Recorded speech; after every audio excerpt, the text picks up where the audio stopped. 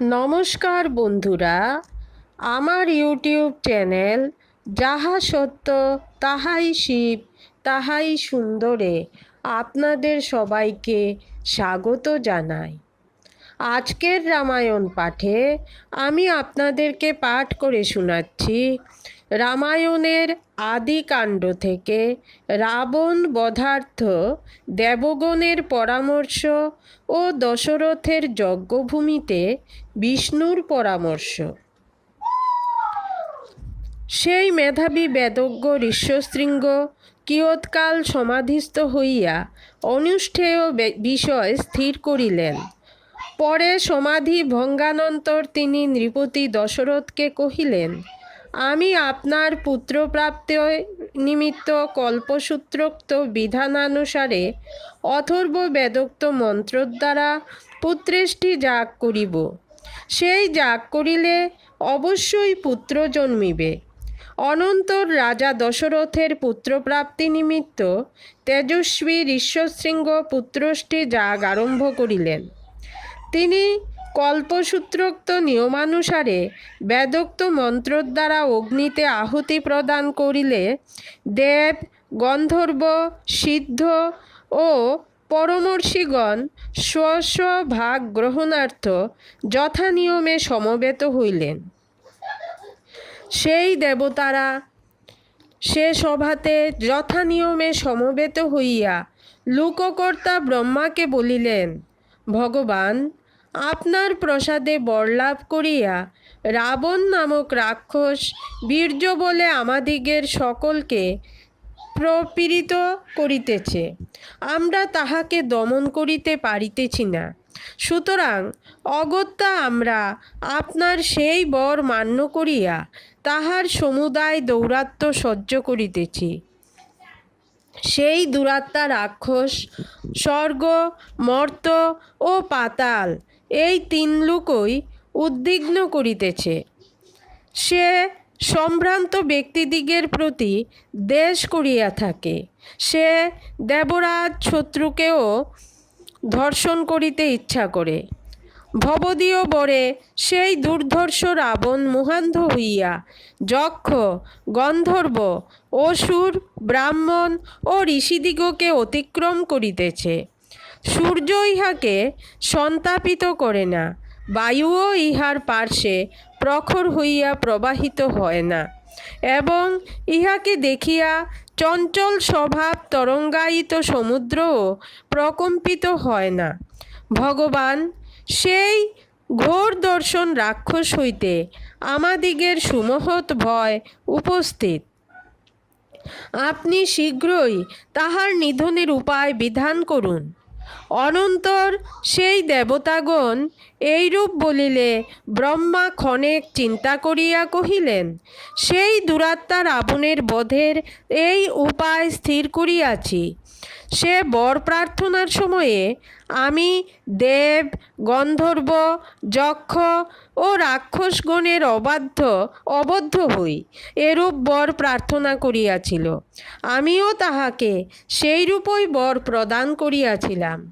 সেই রাক্ষস মনুষ্যকে তুচ্ছ জ্ঞান করিয়া তৎকালে আমি মনুষ্য হইতে অবদ্ধ হই এরূপ বর প্রার্থনা করে নাই।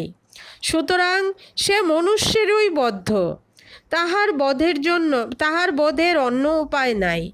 তখন সেই দেবতা ও মহর্ষিগণ ব্রহ্মার কথিত এই প্রিয় বাক্য শ্রবণ করিয়া যথেষ্ট হর্ষ লাভ করিলেন। এই অবসরে মহাদ্যুতিমান তপ্তকাঞ্চন নির্মিত কেয়ূরধারী পীতাম্বর পরিধায়ী জগৎপতি শঙ্খ চক্র গদাধর দেবকার্যরত বিষ্ণু জলদ জালমধ্যে সমুদিত ভাস্করের ন্যায় গরুর পৃষ্ঠে আরুষ্ট হইয়া সভামধ্য সমাগত হইলেন। তিনি দেবগণ কর্তৃক বন্দমান হইয়া ব্রহ্মার নিকটে উপবেশন করিলেন। অনন্তর দেবতাগণ অবনত মস্তকে তাহাকে স্তুতিবাদপূর্বক কহিলেন, হে বিষ্ণু, আমরা লোকের হিত কামনায় আপনাকে নিয়োগ করিতেছি। প্রভু, আপনি আত্মাকে চতুর্ধা করিয়া এই বদান্য ধর্মজ্ঞ মহর্ষিতুল্য তেজস্বী অযোধ্যাধিপতি রাজা দশরথের শ্রী ও কীর্তি সদৃশী 3 ভার্যাতে পুত্ররূপে জন্ম পরিগ্রহ করুন। বিষ্ণু, আপনি মনুষ ভাবাপন্ন হইয়া যুদ্ধে দেবগণের অবদ্ধ প্রবৃদ্ধ লোককণ্টক সেই রাবণকে বধ করুন। সেই মূর্খ রাক্ষস রাবণ বীর্যাধিক্যবশত দেব, গন্ধর্ব, সিদ্ধ ও ঋষি সত্তম দিগকে উৎপীড়িত করিতেছে এবং সেই রৌদ্রকর্মা রাক্ষস নন্দনবনে ক্রীড়াশীল ঋষি, অপ্সরা ও গন্ধর্বদিগকে বিনাশ করিয়াছে। অতএব তাহার বধের নিমিত্ত আমরা সিদ্ধ মুনি অতএব তাহার বধের নিমিত্ত আমরা সিদ্ধ মুনি, গন্ধর্ব ও যক্ষগণের সহিত এখানে আগমন করিয়াছি। হে পরন্তপ দেব, আপনি আমাদিগকে সকলেরই পরম গতি। আমরা আপনার শরণাগত হইলাম। আপনি দেবশত্রুদিগের বধের নিমিত্ত নরলোকে অবতীর্ণ হইবার অভিলাষ করুন। তৎকালে দেবগণ সর্বলোক নমস্কৃত সুরসত্তম ভগবান বিষ্ণুকে এইরূপ স্তুতি করিলে নারায়ণ ব্রহ্মাদি দেবগণকে ধর্মসংহিত বাক্যে বলিলেন, হে দেবগণ, আমি তোমাদিগের হিত নিমিত্ত দেব ও ঋষিদিগের ভীতিজনক দুরাধর্ষ ক্রূরকর্মা রাবণকে পুত্র পৌত্র জ্ঞাতি বান্ধব মন্ত্রী ও সহচরদিগের সহিত যুদ্ধে বিনাশ করিয়া পৃথিবী পালন করত 11 সহস্র বর্ষ নরলোকে বাস করিব। তোমরা শঙ্কা পরিত্যাগ করো, তোমাদিগের মঙ্গল হইবে। ভগবান বিষ্ণু দেবতাদিগকে এইরূপ অভয় দান করিয়া নরলোকে কোথায় জন্মগ্রহণ করি এইরূপ চিন্তা করিতে লাগিলেন।